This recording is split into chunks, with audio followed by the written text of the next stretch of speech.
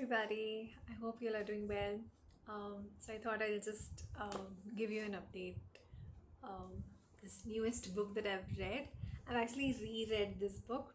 I was first introduced to Sheila Padikaram when I was in college doing my Bachelor's of Fine Arts. And at that time, I didn't have my hands on the book. We actually photocopied an original book and we spiral bound it, and that was my Sheila Padikaram. But yes, I did see this on Amazon and I picked it up, and it brought back a lot of memories from college days and this epic love story. So, for the uninitiated, Sheila Padikaram is one of the great five Tamil epics in Tamil literature. This one is written by Ilango Adigal around the 2nd century BC, uh, rooted in the Chera dynasty. So there's Chola, Chera, Pandyas. So this is the Chera dynasty. And the story is about Kanagi, her husband Kovalan, and the courtesan Madhavi, uh, who acts as a love interest of Kovalan.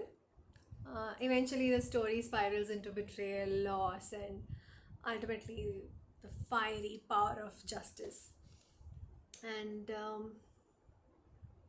yeah, it hits a lot of things close to home.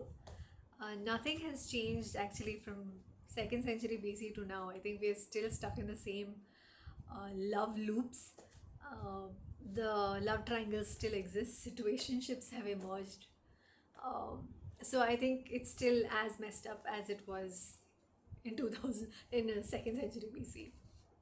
So, a quick synopsis of the story is Kovalan walks out on Kannagi for Madhavi, the OG of today's situationships.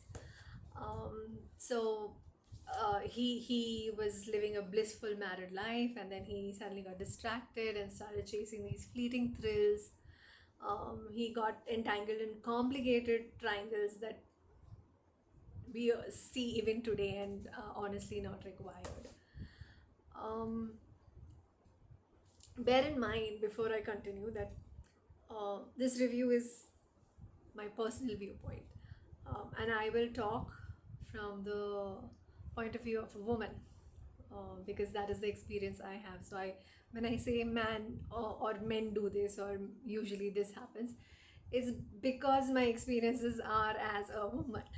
So, uh, but the crux of the message is that it happens to both sexes, and the book also captures that essence that it is literally gender agnostic.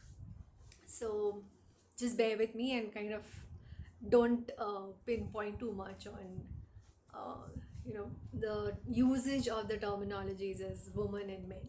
Understand the what do you say, the energy, the essence of the subject. And so yeah, what struck me most was, yes, fleeting emotions during the love triangle and the situationship. But once the dust settles, it's always the woman's energy that defines direction for not only the man but for a lot of the household, the entire household. Um, Kannagi, a pious, devout, um, submissive wife, stood by her husband through thick and thin, and even when he was falsely accused, sorry, while being in a relationship with Madhavi, Kannagi stood by her man. And the way the author captures her loyalty and her position, yes, it is standing by her man, but when you sit and look at it from a third person, you understand it is not just standing by her man. She stood for truth, she stood for her self-respect, she stood for something far bigger than herself. And only if you've gone through it you'll understand, what I'm trying to drive here. uh, that cry that comes out from your heart sanctum sanctorium when all is dismay. um, that cry usually um, tears through all fabric of time space existence. um, it has a different power. It has a piercing effect, and only when you're in that last straw of hope kind of state will that cry come out. And she cried. Kannagi cried. um, she cried. She fought for her man, she fought for herself. um, but it all came with a cost, and that cost was her life. um, by the time Kovalan realizes his mistakes, wants to make amends, um, he's lost the opportunity, and Kannagi is no more. So just just taking a moment to process that. So the reflection that I take away from this book is that relationships, not only romantic, but most of the relationships act as scaffolding around you to get onto your purpose, your path of purpose. It's your friends, your relatives, your mom, your dad, your children, your siblings, your lovers, your ex-boyfriends, current boyfriends, future boyfriends. Everybody, they are scaffolding for you to stay on your path. And yes, relationships are anchors, they're scaffolding, but also know that there is a flip side. If you don't tune in, if you don't respect the relationship, if you don't pick up the messages, if you are not aligned, if you're not in tune spiritually, you will miss the bigger picture. You will miss that message, and then it's just endless cycles of chaos and patterns and loops, until and unless we ground ourselves and start walking with our ears and eyes and everything open. So it's very important for us to start living from an observatory position rather than an experiential position. Observe from the stance as life happens. You don't have to be reactive or anything. Rather than getting into the lane and experiencing everything and reacting, responding, and assimilating, and just coping through all of life's chaos, I find it better to be on the other side and just let life flow.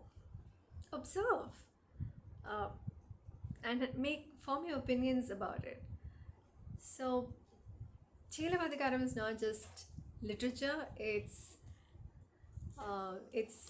a mirror.